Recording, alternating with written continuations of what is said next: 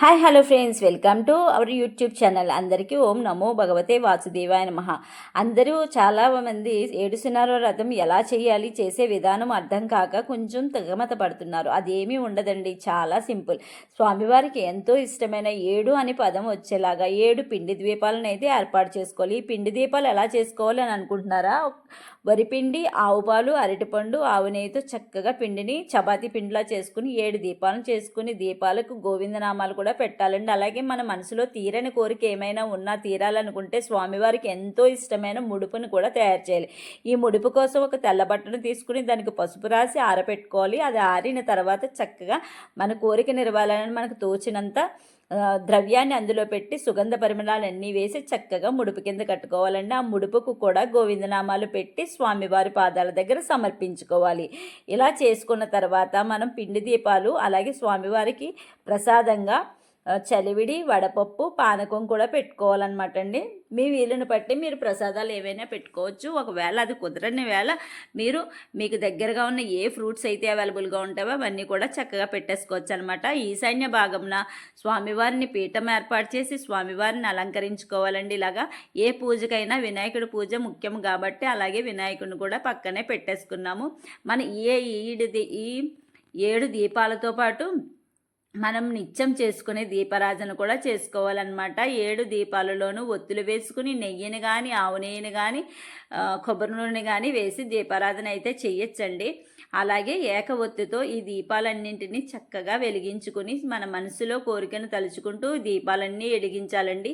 స్వామివారికి ఎంతో ప్రీతికరమైన ఈ 7 శనివారాల వ్రతం ఎవరైతే చేస్తారో వారికి ఇహమందు సర్వ ఐశ్వర్యములు కలుగుతాయండి. పరమందు మోక్షమును కూడా కలుగుతుంది.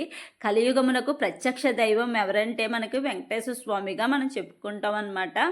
సో ఈ 7 శనివారాల వ్రతము 7 వారాలు ఎవరైతే చేస్తారో వారు మనోవాంఛలన్నీ చక్కగా నెరవేరుతాయండి. అలా ఈ 7 శనివారాల వ్రతమును ఏ ఆటంకాలు లేకుండా చక్కగా ఎవరైతే చేస్తారో వారికి ఈ 7 శనివారాలు పూర్తవ్వక ముందే వారి కోరికలన్నీ నెరవేరుతాయండి. అది మేము ఎంతగానో నమ్మే 7 శనివారాల వ్రతం మీ అందరితో షేర్ చేసుకోవాలని వీడియో అయితే చేయడం జరుగుతుందండి. దీనికి ఇంకేం ఉండదండి. ఇలా చేసుకోవడానికి మనకు కొంచెం టైం పట్టినా మనసు ఉంటే ప్రతిదీ సాధ్యమే అనమాట. స్వామివారి అనుగ్రహం ఉంటే మనం ప్రతిదీ చేయగలమండి.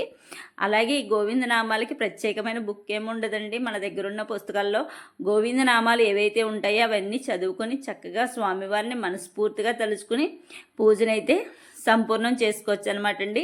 చూసారు కదండి వీడియో. అలాగే పిండి దీపాల వీడియో కూడా మీకు ఒకసారి పోస్ట్ చేశానండి, మన ఛానల్లో ఉంటుంది.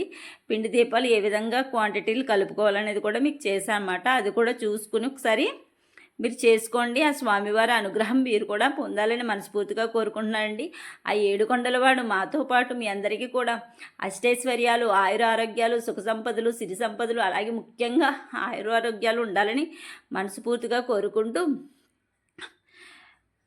సర్వే జన సుఖినోభవంతో అందరూ బాగుండాలి, అందులో మా కుటుంబం కూడా ఉండాలని మనస్ఫూర్తిగా కోరుకుంటున్నానండి. ఈ విధంగా మేము 7 శనివారాల వ్రతం అయితే చక్కగా చేసుకుంటున్నాం అనమాట.